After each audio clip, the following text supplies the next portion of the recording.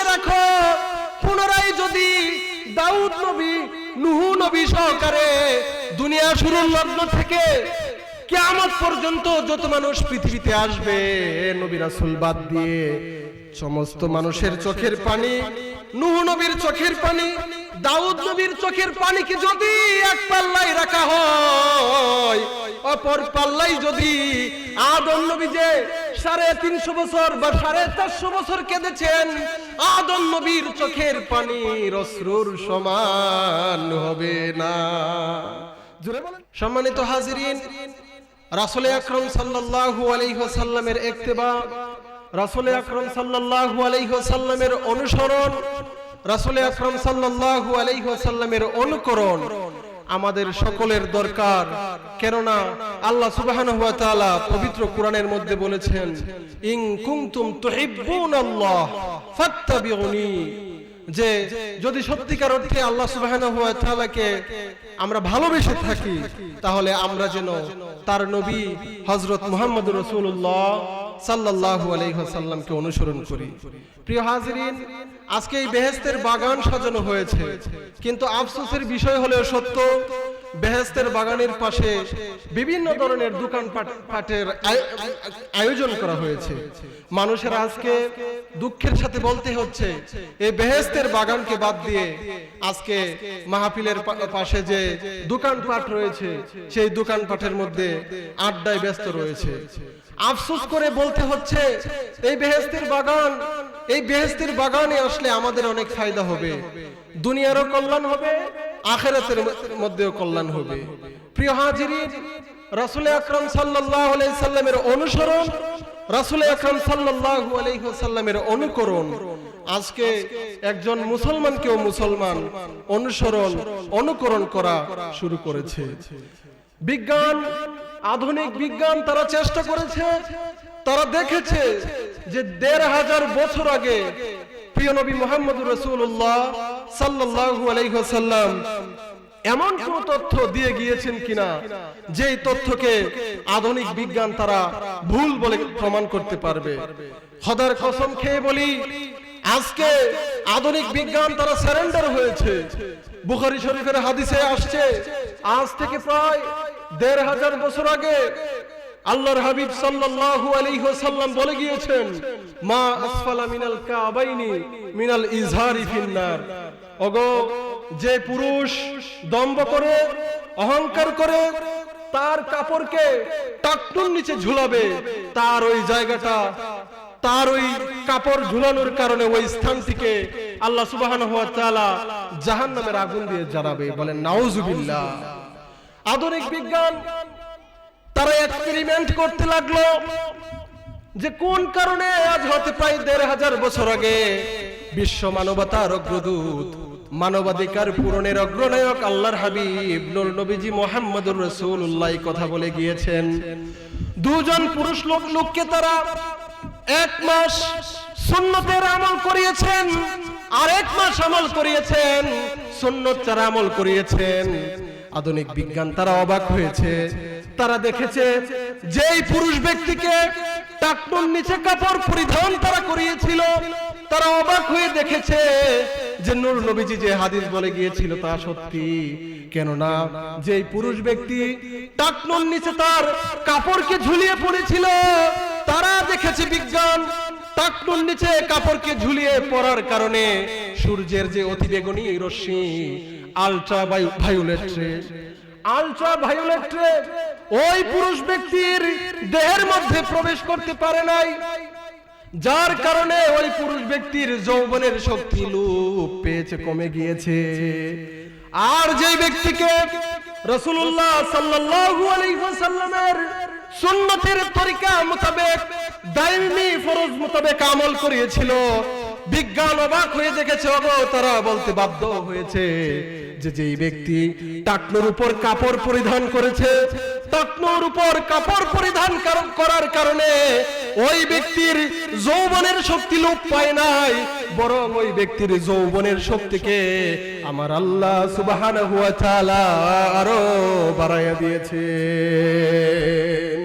একটু বলেন না সুবহানাল্লাহ। আমার হাজিরিন, আজকে বিজ্ঞান তারা এক্সপেরিমেন্ট করতে করতে আজকে আমার যে বিষয়টা দেওয়া হয়েছে সেটা হচ্ছে বিদায় হজের ভাষণ। তারা রাসূলুল্লাহ সাল্লাল্লাহু আলাইহি সাল্লামের বিদায় হজের ভাষণকেও তারা রিসার্চ করে অবাক হয়েছে যে আল্লাহু আকবার, যে তারা বলতে বাধ্য হয়েছে যে ১৫০০ বছর আগে নূর নবীজি মুহাম্মদ রাসূলুল্লাহ সাল্লাল্লাহু আলাইহি সাল্লাম যে ভাষণ দিয়ে গিয়েছিলেন, এত ইফেক্টিভ ভাষণ, যে ভাষণ আপনার 17 থেকে 18 লাইনের বেশি হবে না, সেই ভাষণের মধ্যে প্রিয় রাসূল সাল্লাল্লাহু আলাইহি সাল্লাম ব্যক্তির পারিবারিক কথা বলেছেন, রাজনৈতিক কথা বলেছেন, সামাজিক কথা বলেছেন, অর্থনৈতিক কথা বলেছেন, ইহজাগতিক কথা বলেছেন, পরজাগতিক কথা বলেছেন। মানব জীবনের এমন কোন সমাধান নাই যেই সমাধানের কথা আল্লাহর হাবিব সাল্লাল্লাহু আলাইহি সাল্লাম 17 থেকে 18 লাইনের ভাষণের মধ্যে বলে দেয় নাই। কোন সুবহানাল্লাহ। আজকে আমরা সেই বিদায় হজের ভাষণ সম্পর্কে দু চারটা কথা বলার প্রয়াস পাবো। আমি আপনাদের এলাকার সন্তান, আমি এখানে বসেছি আপনাদের দোয়া নেওয়ার জন্য। আমার পরে যিনি আলোচনা করবেন তিনি আমার উস্তাদ, তিনি আমার কেরাতের উস্তাদ, খুব ভালো আলোচক। হুজুরের আলোচনা আমি ইউটিউবের মধ্যে ফলো করি। প্রিয় হাজিরিন, ১৫০০ বছর আগে দশম হিজরিতে নূর নবীজি মুহাম্মদুর রাসূলুল্লাহ সাল্লাল্লাহু আলাইহি ওয়াসাল্লাম উকুফে আরাফা, ইয়াউমে আরাফা, আরাফাতের দিন, ৯ জিলহজের দিন আরাফাতের ময়দানে বিদায় হজের ভাষণ দিয়েছিলেন। কোন জায়গায় বিদায় হজের ভাষণ দিয়েছিলেন? আরাফাতের ময়দানে ভাষণ দিয়েছিলেন। আমার হাজিরিন, আরাফা এই জায়গাটাকে কেন আরাফা বলা হয়, উলামায়ে কেরামগণ দুইটা মন্তব্য করেছেন। উলামায়ে কেরামগণ বলেছেন আরাফা শব্দের অর্থ হচ্ছে দুইটা। এক নম্বর অর্থ হচ্ছে আরাফা শব্দের অর্থ হচ্ছে পরিচয় পাওয়া বা চিনা। আরাফা শব্দের অর্থ কি জোরে বলুন? চিনা বা পরিচয় পাওয়া। দুই নম্বর একটা অর্থ উলামায়ে কেরামগণ বলেছেন যে আরাফা শব্দের আরেকটা অর্থ হচ্ছে পুনরায় মিলিত হওয়া। পুনরায় কি হওয়া? জুড়ে বলুন। মিলিত হওয়া। আমার হাজিরিন, উলামায়ে কেরামগণের ব্যাখ্যা দিয়েছেন, বিশেষ করে আল্লামা আহমদ ইবনে মুহাম্মদ কাসতালানী রাহমাতুল্লাহি আলাইহি, তিনি বলেছেন, যিনি বুখারী শরীফের উপর ব্যাখ্যা গ্রন্থ লিখেছেন, ইরশাদুস সারি ফি শরহে সহিহুল বুখারী নামক কিতাব লিখেছেন, 1000 পৃষ্ঠা সংকলিত 8 খণ্ডের কিতাব। এত বড় মাপের আলেম, তিনি বলেছেন, রে দুনিয়ার মানুষ শুনে রাখো, আরাফা শব্দের অর্থ পরিচয় পাওয়া বা চিনা। এই কারণে যেহেতু হাজী সাহেবগণ কাপনের কাপড় পরিধান করে, হজের কাপড় পরিধান করে 9 জিলহজের দিন উকুফে আরাফার দিনে আরাফাতের ময়দানের মধ্যে দাঁড়িয়ে বসে ঘুমে শুয়ে নিজের গুনাহকে তারা চিনতে পারে, নিজের গুনাহের কথাকে চিনতে পেরে 2 ফোঁটা চোখের পানি ফেলে দিয়ে আল্লাহর দরবারে তারা সাই ফিল করে, নিজের গুনার জন্য অনুতপ্ত ফিল করে। ওই অনুতপ্ত ফিল করার কারণে, নিজের গুনাহকে চিনতে পারার কারণে ওই জায়গাটার নাম বলা হয় আরাফাতের ময়দান। বলেন সুবহানাল্লাহ। আরেকটা মন্তব্য উলামায়ে কেরামগণ করেছেন। আরেকটা মন্তব্য কি? যে আরেকটা মন্তব্য হচ্ছে আরাফা শব্দের আরেকটা অর্থ হচ্ছে পুনরায় মিলিত হওয়া। পুনরায় কি হওয়া? জোরে বলুন। মিলিত হওয়া। এখন উলামায়ে কেরামগণের ব্যাখ্যা দিয়ে বলেছেন যে আরাফা শব্দের অর্থ পুনরায় মিলিত হওয়া। এই কারণে, তার কারণটা হচ্ছে যেহেতু আল্লাহর নবী আদম 350 অথবা 450 বছর, কত বছর? 350 অথবা 450 বছর সামান্য একটা মিস্টেক করার কারণে এত বেশি কেঁদেছেন। 350 অথবা কত বছর? 450 বছর কান্নাকাটি করার পর মা হাওয়া আলাইহিস সালামের সাথে ওই আরাফাতের ময়দানে পুনরায় মিলিত হয়েছিল। তার কারণে ওই জায়গাটাকে বলা হয় আরাফাতের ময়দান। জোরে বলেন না সুবহানাল্লাহ। আমার ভাইয়েরা, আরাফার অর্থ যে আমি এটা বললাম, আদম নবী, উলামায়ে কেরামগণ বলেছেন আদম নবী কান্না করেছে 350 বছর অথবা 450 বছর। আমার হাজিরিন, এটার মধ্যে একটা ইখতিলাফ হয়ে গিয়েছে। এটার মধ্যে কি হয়েছে? ইখতিলাফ। কোন আলেম বলেছেন যে আদম নবী কেঁদেছে 360 অথবা 450 বছর। সাড়ে কত বছর? 400 বছর। উলামায়ে কেরামের মধ্যে একটা ইখতিলাফ হয়ে গেল। তার একটা সুন্দর সমাধান দিয়েছেন আল্লামা আহমদ ইবনে মুহাম্মদ কাসতলানী রাহমাতুল্লাহ আলাইহি। তিনি বলেন, রে দুনিয়ার মানুষ, আল্লাহর নবী আদম 350 বছর কেঁদেছেন নাকি 450 বছর কেঁদেছে সেটা মূল উদ্দেশ্য না, বরং মূল উদ্দেশ্য হলো আল্লাহর নবী আদম সামান্য মিস্টেক করার কারণে আল্লাহর দরবারে কত বেশি কান্না করেছে। মনে করেন একজন চেয়ারম্যান 5 বছর তিনি দায়িত্ব পেয়েছেন। 5 বছর দায়িত্ব পেয়ে তিনি কোনো সংস্কারের কাজ করেন নাই, বরং তার প্রাইভেট কার দিয়ে রাস্তা উল্টারও ভেঙে গেছে। আরেকজন মনে করেন টেম্পোরারি ভারপ্রাপ্ত 3 মাসের চেয়ারম্যানের দায়িত্ব পেয়েছেন। 3 মাসের চেয়ারম্যানের দায়িত্ব পেয়ে তিনি কি করেছেন? মোটামুটি কোনো রাস্তাঘাট ভাঙে নাই, বরং রাস্তাঘাটের সংস্কার করেছেন। ওই 3 মাসের মূল্য ওই 5 বছরের চাইতেও বেশি। এজন্য আল্লামা আহমদ ইবনে মুহাম্মদ কাসতলানী বলেন, দুনিয়ার মানুষ শুনো, আদম নবী 350 বছর কেঁদেছে নাকি 450 বছর কেঁদেছে সেটা মূল উদ্দেশ্য না, বরং মূল উদ্দেশ্য হলো আল্লাহর নবী আদম কত বেশি কান্না করেছে। আল্লামা আহমদ ইবনে মুহাম্মদ কাসতলানী রাহমাতুল্লাহ আলাইহি বলেন, শোনো দুনিয়ার মানুষ, তোমরা যদি আদম নবীর কান্নার ইতিহাস জানতে চাও, আদম নবীর কান্নার ইতিহাস জানার আগে তোমরা নূহ নবীর কান্নার ইতিহাস তালাশ করো। সুবহানাল্লাহ জুড়ে বলেন যে আদম নবীর কান্নার ইতিহাস জানার আগে তোমরা নূহ নবীর কান্নার ইতিহাস জানো। আরবিতে নাহায়ানুহ শব্দের অর্থ হচ্ছে কান্না করা। নাহায়ানুহ শব্দের অর্থ কি? কান্না করা। 950 বছর তিনি কেঁদেছেন, মানুষকে আল্লাহর প্রতি তিনি ডেকেছেন। আল্লামা আহমদ ইবনে মুহাম্মদ কাসতলানী বলেন, দুনিয়ার মানুষ শুনো রে, নূহ নবী এত বেশি কেঁদেছেন, নূহ নবীর চোখের পানিকে যদি এক পাল্লায় রাখা হয় আর অপর পাল্লায় যদি তাম পৃথিবীর মানুষের চোখের পানিকে রাখা হয়, তাহলে নূহ নবীর চোখের পানির সমান হবে না। জোরে বলেন না সুবহানাল্লাহ।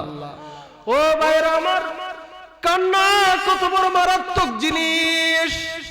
খুদ তিরমিজি শরীফের মধ্যে হাদিস আসছে, রাসূলে হাদিস বলেছেন তার সাহাবীদেরকে ডাক দিয়ে, মুহতারাম হাজিরিন, রাসূল তার সাহাবীদেরকে ডাক দিয়ে বললেন, ও আমার সাহাবীরা রে, তোমরা জেনে রাখো, ও আমার সাহাবীরা, তোমরা কি গাভীর দুধ দহন করা দেখেছো? গাভী যে খিরায় মানুষেরা, তোমরা কি সেটা দেখেছো কিনা? সাহাবীরা বলেছে যে রাসূল আমরা দেখেছি। রাসূল বললেন, ও আমার সাহাবী, কে আছো তোমরা 1 ফোঁটা দুধ পুনরায় স্তনের মধ্যে দিতে পারবা? আমরা কি কিরানোর পরে 1 ফোঁটা দুধ কি পুনরায় স্তনে ফিরিয়ে দিতে পারবো? পারবো না। রাসূল বলেছেন, কিয়ামত পর্যন্ত যদি দুনিয়ার মানুষ চেষ্টা করে, চেষ্টা করার পরে ওই 1 ফোঁটা দুধ পুনরায় স্তনের মধ্যে ফিরাইয়া দেওয়া যায় না। আমার রাসূল বলেছেন, যদি আল্লাহর কোন বান্দা, আমি নবীর কোন উম্মত যদি নিজের গুনার কথা চিন্তা করে চোখের পানি ফেলে ফেলে আল্লাহর দরবারে যদি কান্না করতে পারে, চোখের পানি ফেলতে পারে, আল্লাহর জাহান্নাম থেকে ওইভাবে বের হয়ে আসবে, জাহান্নামের ফেরেশতারা টেনে হিসড়েও ওই জাহান্নামের ভিতরে নিয়ে যেতে পারবে না। বলেন না সুবহানাল্লাহ। কান্না এত মারাত্মক জিনিস। আপনি যত নবীর ইতিহাস তালাশ করুন না কেন, সব নবীর জীবনী তালাশ করে দেখবেন কান্নার ইতিহাস। আমার ভাইরা, আল্লামা আহমদ ইবনে মুহাম্মদ কাসতলানী বলেন, রে দুনিয়ার মানুষ শুনো, আবার যদি নূহ নবীর কান্না আর তামাম পৃথিবীর মানুষের চোখের পানিকে এক পাল্লায় রাখা হয়, অপর পাল্লায় যদি দাউদ নবীর চোখের পানিকে যদি রাখা হয় তাহলে দাউদ নবীর চোখের পানির পাল্লা ভারী হয়ে যাবে। সুবহানাল্লাহ বলেন না। মুহতারাম হাজিরিন, আহমদ ইবনে মুহাম্মদ কাসতালানী বলেন, ও দুনিয়ার মানুষ শুনে রাখো, পুনরায় যদি দাউদ নবী, নূহ নবী সহকারে দুনিয়া শুরুর লগ্ন থেকে কিয়ামত পর্যন্ত যত মানুষ পৃথিবীতে আসবে, নবী রাসূল বাদ দিয়ে সমস্ত মানুষের চোখের পানি, নূহ নবীর চোখের পানি, দাউদ নবীর চোখের পানিকে যদি এক পাল্লায় রাখা হয়, অপর পাল্লাই যদি আদম নবী যে 350 বছর বা 450 বছর কেঁদেছেন, আদম নবীর চোখের পানি অশ্রুর সমান হবে না। জোরে বলেন না সুবহানাল্লাহ। আদম নবী কত বেশি কেঁদেছেন। আহমদ ইবনে মুহাম্মদ কাসতালানী বলেন, রে দুনিয়ার মানুষ, তোমরা কান পেতে শুনে রাখো, পুনরায় যদি দাউদ নবী, নূহ নবী, আদম নবী সহকারে তামাম পৃথিবীর মানুষের চোখের পানিকে যদি এক পাল্লায় রাখা হয়, অপর পাল্লায় যদি নূর নবীজি আমার মুহাম্মদুর রাসূলুল্লাহ সাল্লাল্লাহু আলাইহি ওয়াসাল্লাম যে তায়েফের ময়দানে কান্না করেছে, তায়েফের ময়দানে যে রাসূল সাল্লাল্লাহু আলাইহি সাল্লাম চোখের পানি ফেলেছে, রাসূলের তায়েফের চোখের পানিকে যদি এক পাল্লায় রাখা হয়, অপর পাল্লায় যদি তামাম নবী রাসূলের চোখের পানি সহকারে দুনিয়া শুরু থেকে দুনিয়া কিয়ামত পর্যন্ত যত মানুষ আসবে, সকল মানুষের চোখের পানিকে রাখা হয়, আমার আপনার নবী, রহমতের নবী, ওই যে তায়েফের ময়দানে চোখের পানি ফেলেছে, তায়েফের ময়দানের চোখের পানির সমান হবে না। বলেন সুবহানাল্লাহ। আমার হাজিরিন, এজন্য আরাফাতের ময়দানে আমার রাসূল সাল্লাল্লাহু আলাইহি ওয়াসাল্লাম বিদায় হজের ভাষণ দিয়েছিলেন। জাবাল রহমতের সুউচ্চ একটা টিলা, 5 ফিটও হবে না। রাসূল আকরাম সাল্লাল্লাহু আলাইহি ওয়াসাল্লাম, রাসূল আকরাম সাল্লাল্লাহু আলাইহি সাল্লাম তিনি সুউচ্চ টিলার উপর দাঁড়িয়ে গেলেন। দাঁড়িয়ে গিয়ে রাসূল আকরাম সাল্লাল্লাহু আলাইহি সাল্লাম ডাক দিলেন, আইয়ুহান নাস, রে দুনিয়ার মানুষেরা, ইসমাউ মিন্নি, ইসমাউ কওলি, রে দুনিয়ার মানুষ, তোমরা আমি নবীর কে শুনো, আমি নবীর কথাকে তোমরা কান পেতে শ্রবণ করো। আমার রাসূল বললেন আইয়ুহান নাস, কি বলে ডাক দিলেন? আইয়ুহান নাস বলে ডাক দিলেন। আমার হাজিরিন, বিদায় হজের ভাষণে কিন্তু রাসূল বলেন নাই ইয়া আইয়ুহাল্লাযিনা আমানু, ইয়া আইয়ুহাল মুসলিমুন, ইয়া আসহাবি, ইয়া মুমিন বলে আল্লাহ রাসূল কিন্তু ডাক দেন নাই। ডাক দিয়েছেন কি বলে? জুড়ে বলেন, ইয়া আইয়ুহান নাস, রে মানুষেরা তোমরা কান পেতে শোনো।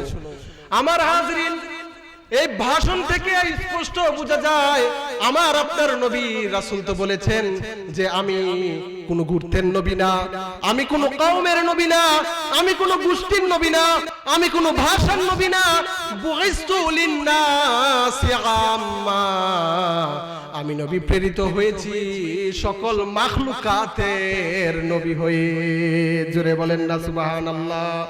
আমার রাসূল গাছের নবী ছিলেন, আমার রাসূল পাথরের নবী ছিলেন, আমার রাসূল সব কিছুর নবী ছিলেন।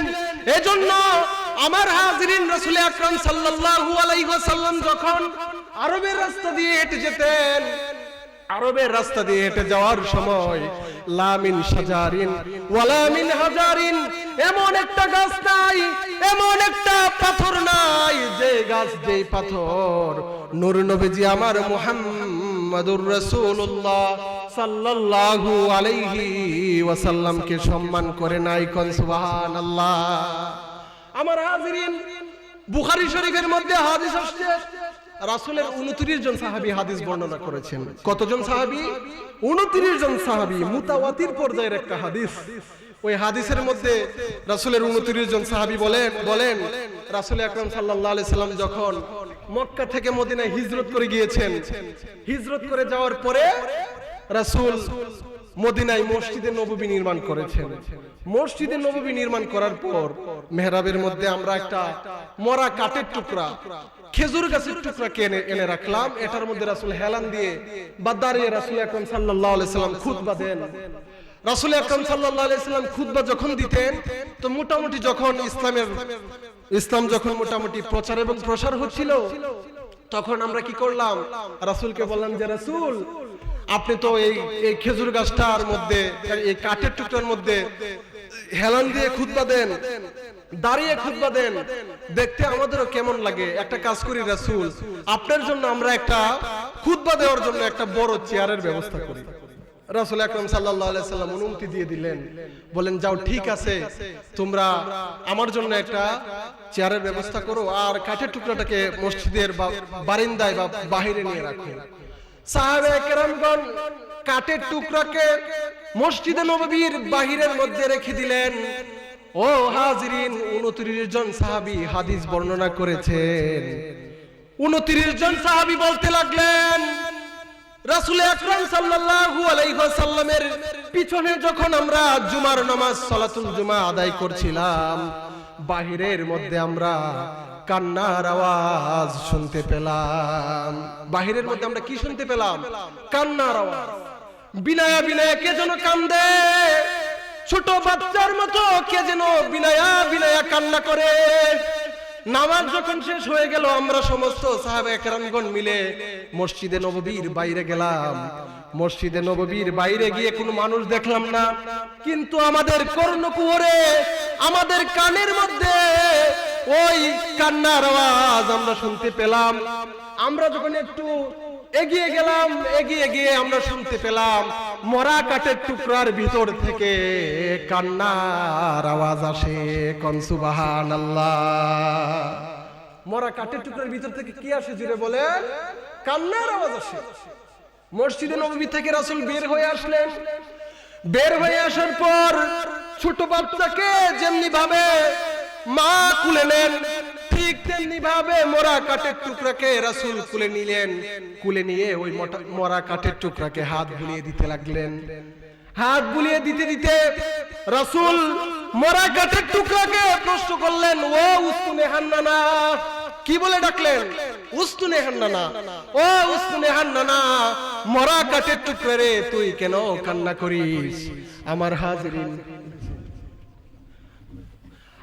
হাজিরিন, উস্তুনে হান্নানা, তুই কেন কান্না করিস?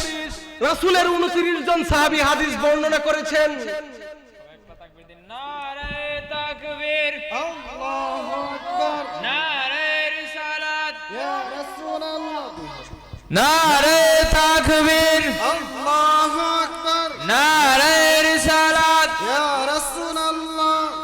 প্রধান বক্তার আগমন, শুভেচ্ছার স্বাগতম। বাকরপুরের পক্ষ থেকে গোলাপ শুভেচ্ছা, মাহফিলের পক্ষ থেকে গোলাপ শুভেচ্ছা। নারে তাকবীর, আল্লাহু আকবার, নারে রিসালাত, ইয়া রাসূলুল্লাহ। আহলে সুন্নাত ওয়াল জামাত জিন্দাবাদ জিন্দাবাদ। প্রধান বক্তার আগমন, শুভেচ্ছার স্বাগতম। বাকরপুরের পক্ষ থেকে গোলাপ শুভেচ্ছা, মাহফিলের পক্ষ থেকে গোলাপ শুভেচ্ছা।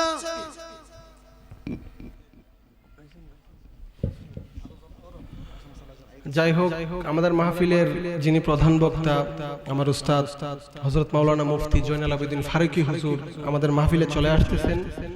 তার আগে আমি, হুজুর চলে আসছেন, একটা তাকবীর দেন। নারে তাকবীর, নারে রিসালাত। প্রধান বক্তা সাহেবের আগমন, ফারুকী হুজুরের আগমন।